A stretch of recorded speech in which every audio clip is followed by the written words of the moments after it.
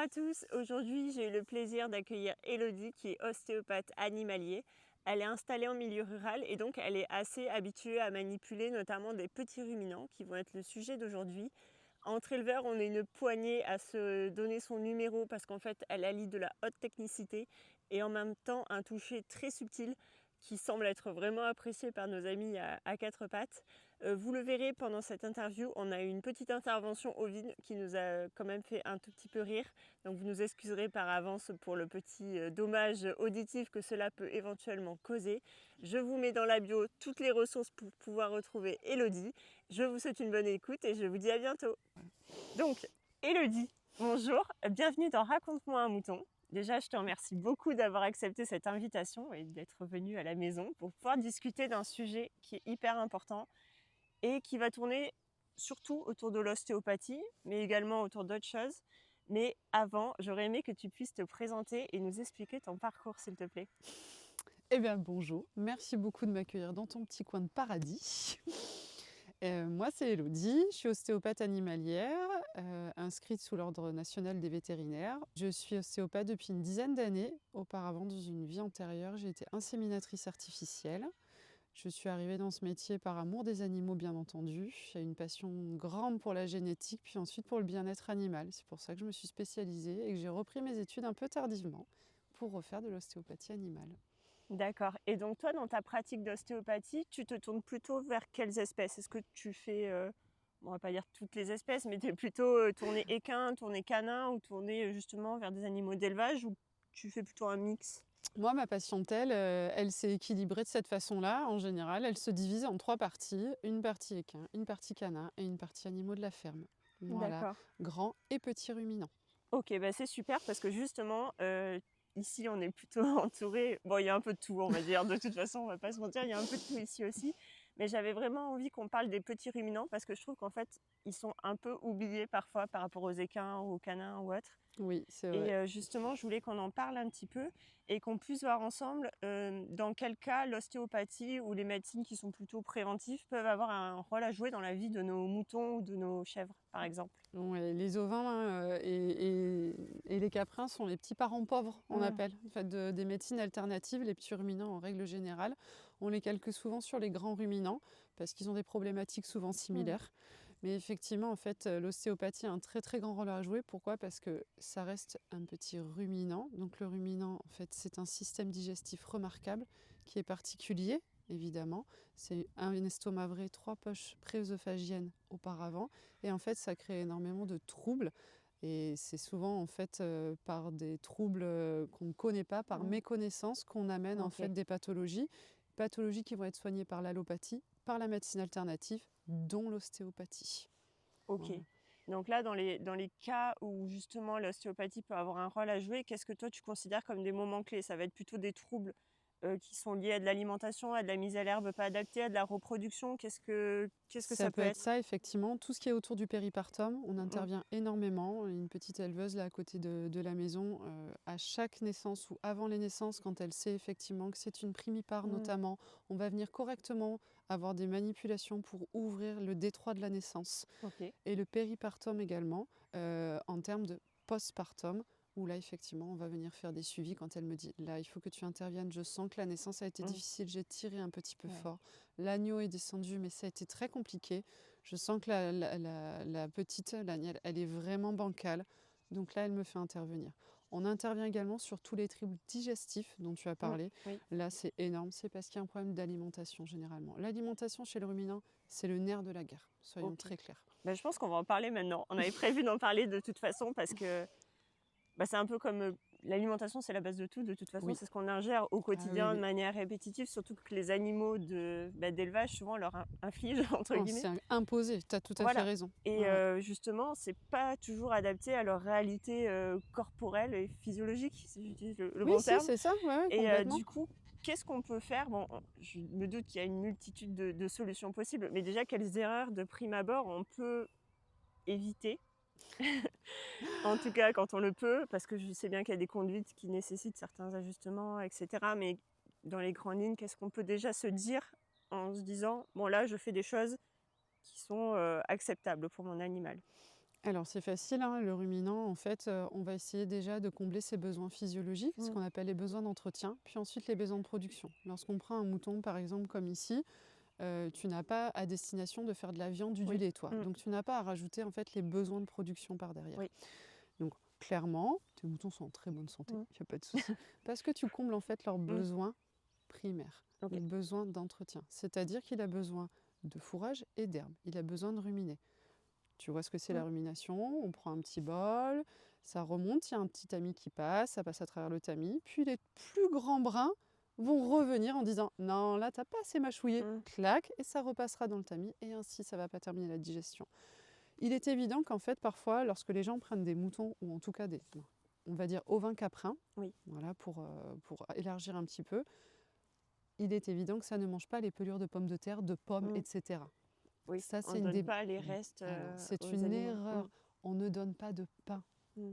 à des brebis et à des caprins. C'est hors de Ça, question. c'est vraiment important parce que ça fait partie des idées reçues C'est qu'il une peut y légende avoir. urbaine en fait, Oui. et Mm. malheureusement, ça a de telles conséquences.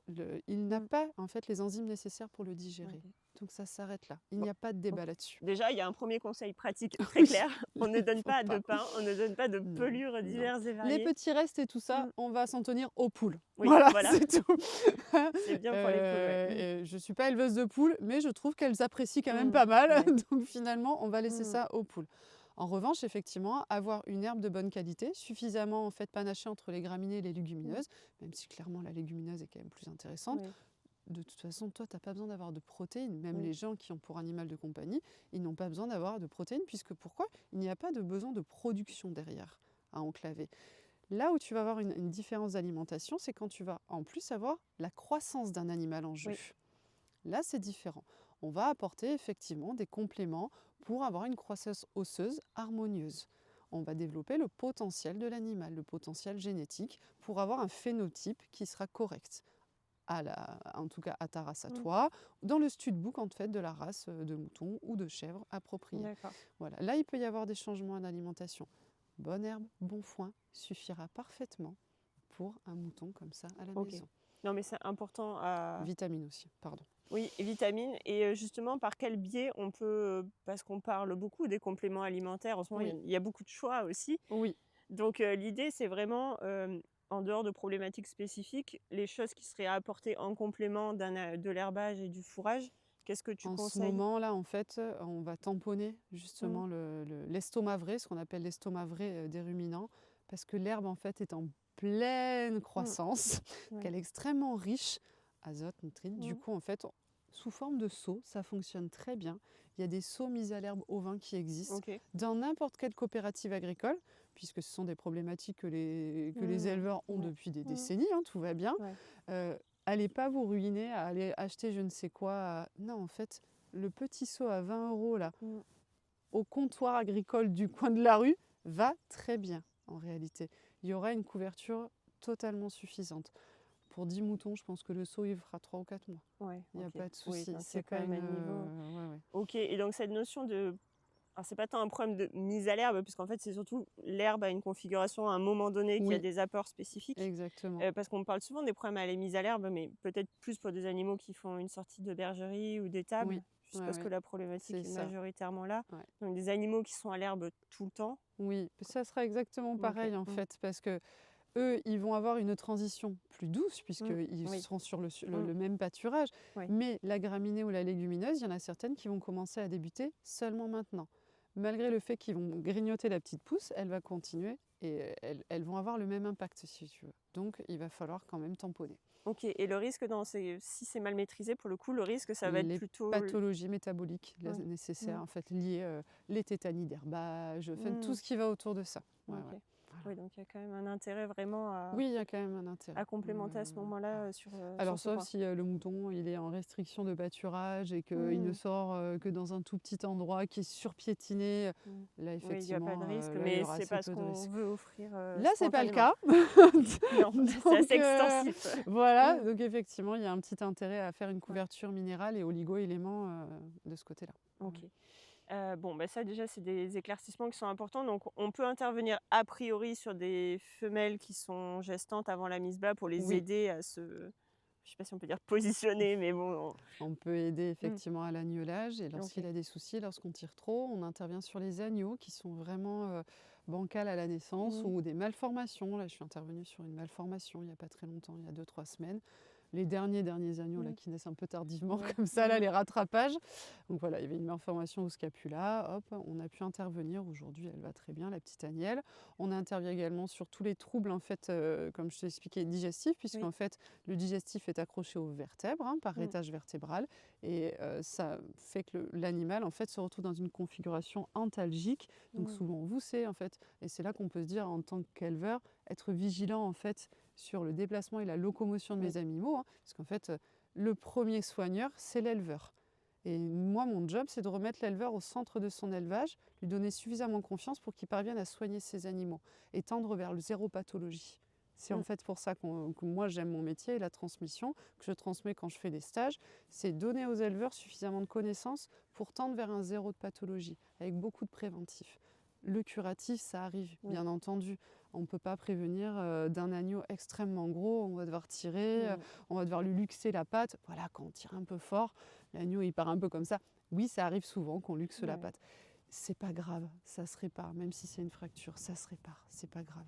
En attendant, en amont, sur les derniers mois, sur tout au long de la vie, en fait, on peut faire beaucoup de choses pour pouvoir prévenir en fait les pathologies. Ok, et ça c'est vraiment hyper important parce que tout ce qu'on fait en amont dans la vie de notre animal, en fait, ça va éviter de se retrouver dans des situations de souffrance pour l'animal ou pour l'éleveur parce que souvent ça va un peu de pair en fait. Quand Complètement. l'animal souffre, l'éleveur est un peu dans la même situation, enfin, Et le mais même troupeau souvent. souffre en général, Oui. tout le monde le voit en fait, hein. Il y a 3 facteurs à prendre en compte, c'est nous-mêmes, l'individu et le troupeau autour. Mm. Dès qu'il y a un animal malade dans des troupeaux comme ça, ah oui, oui, c'est sûr et certain. Il y a une grande souffrance qui s'installe. Il faut agir rapidement. Dès qu'en fait on a un doute, il faut s'écouter en tant qu'éleveur en disant là je pense qu'il y a quelque chose, on définit le champ d'action, ou on appelle une personne qui nous aide à définir le champ d'action, et le bon professionnel à appeler en tout cas, on appelle et on intervient rapidement. On ne laisse pas Mm. s'installer en fait la pathologie. Et ben justement, ça me ramène à un point dont on a parlé avant, c'est comment je peux appréhender l'état de mon animal Mhm. pour savoir justement dans quel champ d'action je vais me situer, dans les grandes lignes, mais en tout cas, quel élément je peux observer et transmettre à l'interlocuteur que je vais avoir pour l'aider à s'aiguiller, ou dit autrement, quelles questions toi tu pourrais poser pour aider quelqu'un dans cette situation? Lorsqu'il y a un éleveur qui m'appelle en fait pour avoir une intervention, je fais déjà ce qu'on appelle une première anamnèse au téléphone. En gros, je vais balayer d'un côté et Mm. de l'autre pour voir si c'est bien à moi d'intervenir ou s'il y a un champ d'action vétérinaire Oui. qui est important à prendre en compte. Surtout en petit ruminant parce qu'il y a toujours un petit caractère urgent quand même, hein. Ce sont des animaux fragiles. Du coup, on va demander, première question, alors il m'appelle, je ne sais pas, une boiterie, un traumatisme, quel qu'il soit en fait. On va demander si l'animal a de la fièvre, s'il rumine correctement, Oui. s'il mange correctement, s'il boit correctement, s'il se couche, se lève correctement, s'il y a une plaie apparente ou non, effectivement. En gros, on va lui demander un petit état de santé général de son animal. Là, en général, il va rapidement nous amener, ah ben, il y a de l'anorexie, il y a du ptyalisme, il y a de l'hyper... en fait, il va vraiment tout nous raconter, l'éleveur. Dans ce cas-là, moi, je pourrais définir, là, je peux intervenir, ou alors il va me dire, le vétérinaire est déjà intervenu, il y a déjà eu telle et telle injection, malgré cela, il n'y a pas Mm. eu de résultat. Est-ce que tu peux venir en Ok. renforcement? En fait, on fait soit, en fait, on prend une intervention primaire, c'est-à-dire on est vraiment une médecine de première intention, ou alors, comme dans le cas que je viens de décrire, une médecine complémentaire de seconde intention. Voilà. Mais quand on fait l'anamnèse, on va être capable de définir si effectivement l'animal a un bon état de santé générale, va pouvoir, par exemple, si c'est juste une épaule de luxé ou quelque chose Oui. comme ça, l'état de santé général ne s'est pas dégradé parce que l'éleveur en général a été très vigilant et nous a appelés de suite. Il y a une précocité d'appel qui va corréler avec, en gros, la réussite de l'intervention. D'accord. Et on a une petite C'est intervention du très coup. très dur la vie. Petite intervention en cours. Mais effectivement, c'est des paramètres qui sont très importants parce que plus tôt on établit vers qui on s'oriente, Oui. bah, plus tôt on a des chances Plus de l'animal et succès. la Mm. récupération sera positive. Exactement, donc ça c'est quand même Il ne faut vraiment pas important. laisser traîner. Il ne faut vraiment pas laisser Ouais, traîner. donc l'observation de ces animaux et être en capacité, effectivement, quand on appelle, d'avoir déjà quelques éléments de mesure, Oui, d'observation, oui, c'est complètement. quand même, je C'est pense, important. c'est important. Mais en fait, Mm, je pense que même inconsciemment, lorsque quelqu'un appelle, il a déjà fait un mm, petit tour visuellement de ce qui se passe et il a toujours les réponses aux questions. Alors parfois non, il n'a pas la température, mais oui. je ne le demande pas à chaque fois. C'est vraiment s'il y a un état de conscience altéré qu'on va dire, est-ce qu'il y a de la température Mm. quand même? Bon, c'est pas grave. Allez vérifier et rappelez-moi. Si toutefois il y a de la température, on va guider vers un vétérinaire. Ok, bon, ça c'est très clair. Dans ta pratique quotidienne, est-ce qu'il y a des erreurs récurrentes que tu observes qu'on pourrait facilement éviter? Juste quelques exemples pour donner des pistes de choses à ne pas faire, parce que c'est bien de dire ce qu'il faut faire, mais c'est bien aussi de savoir ce que, à part ne pas donner du pain, mais ça on le redit, c'est important. Mais qu'est-ce que toi tu as observé comme cas qui se reproduisent quand même assez fréquemment et qui pourraient être évitables? Ça tourne beaucoup autour Oui. de Mm. l'alimentation et beaucoup autour de la parturition. Ok. Tirer un peu fort, Mm. non pas dans le bon sens parce que quand on est primipare Oui. en termes de naissance, on ne sait pas vraiment comment orienter en Mm. fait les naissances. Voilà, ça effectivement. Et quand il y a une perte d'état, ne pas hésiter. Quand un animal, un ruminant commence à avoir des notes d'état corporel qui Mm. diminuent, ça code forcément quelque chose. Il faut vraiment être vigilant là-dessus. D'accord. C'est ça. Et sur les notes, le sujet intéresse tout le monde. Le sujet intéresse tout le monde. Il est génial. Mais oui. Sur les notes d'état corporel, justement, le plus souvent, problème alimentaire ou parasitisme? Ou tu vois un peu de tout? Alors, la note d'état corporel, normalement, elle code l'efficience alimentaire. Mm. Voilà. Elle Ok. code l'efficience alimentaire, puis un état de santé. Donc, dans l'état de santé, il peut y avoir effectivement le parasitisme. Ok. Ouais, ouais. Et là, en ostéopathie, est-ce qu'il y a un soutien possible Oui. par rapport justement à des situations post-invasion Oui, on peut parasitaire? venir travailler sur l'immunité largement. Ok. Tout ce qui est parasympathique, effectivement, travailler Ouais, sur donc l'immunité, c'est ça a super important. un vrai intérêt. Ouais. C'est un vrai intérêt et nous, Mm. on va venir, en tout cas moi, je vais venir Mm. poser un avis objectif sur le pâturage, le surpâturage, Ouais. l'alimentation, l'utilisation de kéfir ou possiblement Mm. d'autres en fait, D'accord. enrichissements pour toujours la même chose, venir vers le zéro de pathologie. D'accord, Voilà. ok. Bon, c'est très clair. Je pense que pour lui aussi, a priori. Ok, bon, je pense qu'on a déjà pas mal d'éléments pour aider nos amis ruminants, petits ruminants en tout cas, et leur apporter un bien-être le plus efficace possible. Donc bien noter qu'en fait, l'ostéopathie, ça a un intérêt avant, beaucoup quand même, Il y a beaucoup de avant la prévention pathologie, il y a beaucoup de et prévention. du curatif Mm. effectivement. Ça reste une médecine douce et il n'y a pas Mm. de souci pour venir, intervenir, à tout moment. Ok, donc à noter que nos moutons et nos chèvres donc, peuvent en bénéficier et c'est vraiment important de le savoir parce que ça peut les aider sur des aspects de leur vie qui sont récurrents, la reproduction, le parasitisme, des difficultés digestives qui ont Ouais. quand même un impact assez fort sur eux.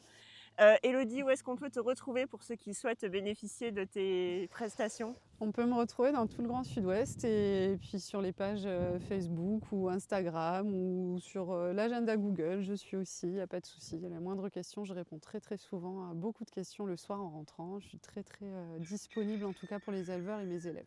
Oui, je peux en témoigner, parce que j'ai pu bénéficier de tes services. Je mettrai de toute façon dans la bio l'accès à tes différents sites, etc., pour que les gens puissent te retrouver.